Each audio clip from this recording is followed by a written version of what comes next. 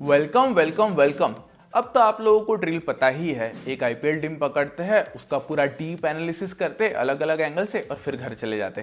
तो welcome to pedal SVEEP. आज हम दिल्ली कैपिटल्स की बात करेंगे, तो वीडियो एंड तक देखना। इस वीडियो में हम लोग दिल्ली कैपिटल्स का स्वॉट एनालिसिस करेंगे, strengths, weakness, opportunities, threats, captaincy पे बात करेंगे और प्रोबेबल 11 भी बनाएंगे। बाकी अगर चैनल को सब्सक्राइब नहीं कर रखा है तो कर लो यार। सबसे पहले हैरी ब्रूक पे एक अपडेट है। हैरी ब्रूक ने आईपीएल 2025 से पुल आउट कर लिया। उन्होंने बोला कि उनको इंग्लैंड के लिए क्रिकेट खेलने के लिए ज्यादा कंसंट्रेट करना चाहिए। आईपीएल गवर्निंग काउंसिल ने आईपीएल के नए रूल्स के चलते उनको 2 साल के लिए बैन कर दिया। दिल्ली कैपिटल्स ने वैसे अब तक तो रिप्लेसमेंट अनाउंस नहीं किया, लेकिन कुछ ऑप्शंस है।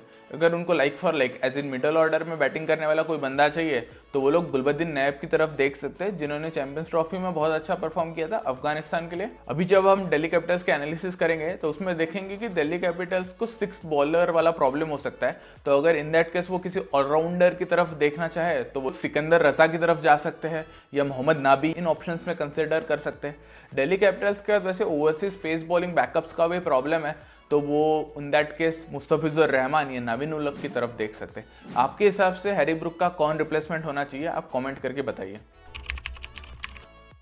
अब आते हैं कैप्टनसी पे। दिल्ली कैपिटल्स ने अक्षर पटेल को एज कैप्टन अनाउंस कर दिया है। बहुत ही बढ़िया डिसीजन है। पिछले 2 साल से अच्छा खेलते आए हैं। दिल्ली कैपिटल्स के इजीली मोस्ट इंपॉर्टेंट प्लेयर है। इंडिया को T20 वर्ल्ड कप जिताने में बहुत बड़ा योगदान था, इंडिया को चैंपियंस ट्रॉफी जिताने में बहुत बड़ा योगदान था। और मेरा तो मानना है अगर वो ओडीआई वर्ल्ड कप 2023 में होते फाइनल में तो वो अपने को जिता देते हैं। इसके अलावा इंडिया की T20 कैप्टनसी मिली है उनको, तो ये काफ़ी ड्यू रिस्पेक्ट मिला है अक्षर पटेल को एज दिल्ली कैपिटल्स का कैप्टन बनके। वैसे और भी ऑप्शंस थे दिल्ली के पास। एक तो थे केएल राहुल, जो लखनऊ सुपर जायंट्स के कैप्टन थे लास्ट ईयर, और सबसे लाइकली कैंडिडेट वही लग रहे थे वैसे दिल्ली कैपिटल्स की कैप्टनसी के लिए। र्यूमर्स तो वैसे आ रहे कि केएल राहुल ने खुद ने मना किया कैप्टनसी से, but we never know, rumours का कोई भरोसा नहीं। उसके अलावा हैरी ब्रूक के जाने के बाद फाफ डू प्लेसिस के प्लेइंग 11 में खेलने के चांसेस बहुत ज़्यादा बढ़ गए। और फाफ डू प्लेसिस आरसीबी के कैप्टन थे लास्ट ईयर, तो उनके भी काफ़ी चांसेस थे खेलने के। लेकिन अगर उनको कैप्टन बनाते तो ओवरसीज ऑप्शंस के टर्म्स में काफ़ी लिमिटेड हो जाती दिल्ली कैपिटल्स की टीम। इसलिए अच्छा डिसीजन लिया फाफ डू प्लेसिस को कैप्टन ना बना के और अक्षर पटेल को कैप्टन बना के। आपके हिसाब से क्या अक्षर पटेल को कैप्टन बनाना सही डिसीजन था? आप कॉमेंट करके मुझे बताइए। अब आते हैं स्ट्रेंथ्स की तरफ। दिल्ली कैपिटल्स की सबसे बड़ी स्ट्रेंथ है उनकी बॉलिंग। पेस बॉलर्स में Mitchell Starc, T Natarajan, Mukesh Kumar और कभी कभी मोहित शर्मा भी खेल जाएंगे as impact player. Power play में स्टार्क और मुकेश कुमार, डेथ में नट्टू और स्टार्क और कभी कभी Mohit Sharma. Starc one of the best T20 bowlers है, लेफ्ट आर्म एंगल भी प्रोवाइड करते हैं। लास्ट ईयर हमने देखा ही था, दोनों प्लेऑफ मैचेस में मैन ऑफ द मैच थे, क्वालिफायर 1 और फाइनल में। फाइनल तो उन्होंने पहले 3-4 ओवर में ही खत्म कर दिया था। टी नटराजन, जसप्रीत बुमराह और अर्शदीप के साथ साथ एक और बहुत अच्छा डेथ बॉलर है। अगर इंजर नहीं होते तो अब तक इंडिया के लिए खेल रहे होते। मुकेश कुमार, या मैं कहूँ मुकेश मैग्रा, अच्छे स्विंग बॉलर है, पावर प्ले में बढ़िया बॉलिंग डालने का पोटेंशियल है। उसके अलावा मोहित शर्मा है, जो पहले बहुत ही अच्छी बॉलिंग कर रहे थे गुजरात टाइटंस के लिए एज डेथ बॉलर।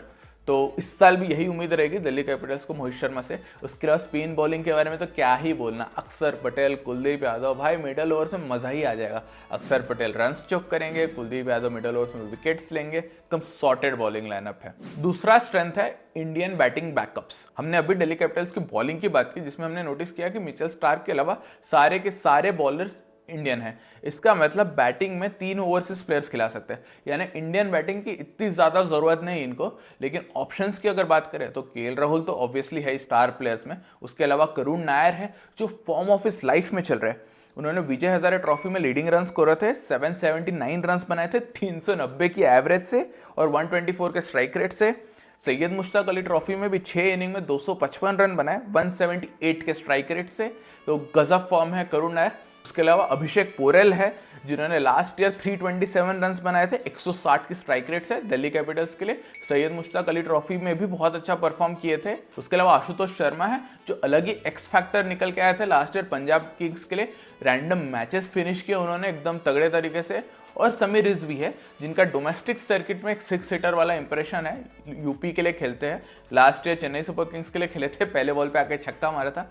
इसके अलावा क्या स्ट्रेंथ है दिल्ली कैपिटल्स की, आप कमेंट करके मुझे बताइए। दिल्ली कैपिटल्स के 2 वीकनेस है। एक है 6th बॉलर वाला प्रॉब्लम। आप अगर इनके बैट्समैन देखो KL Rahul, Faf du Plessis, Jake Fraser McGurk, Tristan Stubbs, Abhishek Porel, Karun Nair, ये सब प्योर बैट्समैन है, इनमें से कोई बॉलिंग करता ही नहीं है। तो अगर इनको अक्षर पटेल को एज 5th बॉलर खिलाना है और 7 प्योर बैट्समैन खिलाने हैं तो कोई 6th बॉलर ही नहीं बचेगा। दूसरा ऑप्शन है कि 6 प्योर बैट्समैन खिलाए, 5 प्योर बॉलर्स खिलाए और अक्षर पटेल को खिलाए as allrounders. In that case batting थोड़ी हल्की हो सकती है। खैर इंपैक्ट प्लेयर की वजह से इनका सभी दोनों ऑप्शन है, चाहे तो वो एक्स्ट्रा बैट्समैन के साथ भी जा सकते हैं या एक्स्ट्रा बॉलर के साथ साथ, तो उम्मीद करते इतनी दिक्कत ना हो।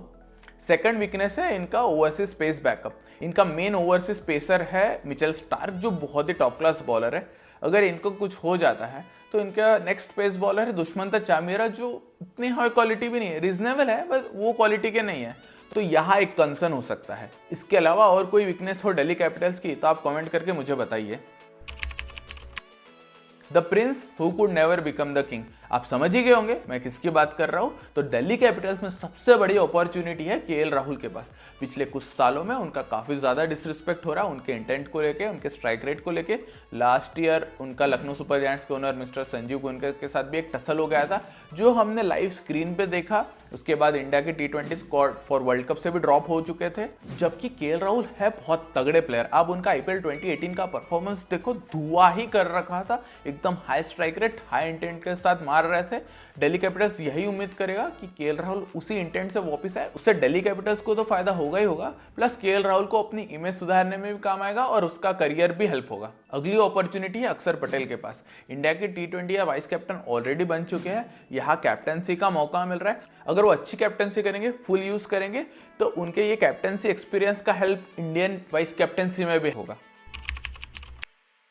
दिल्ली कैपिटल्स के 2 मेजर थ्रेट्स है।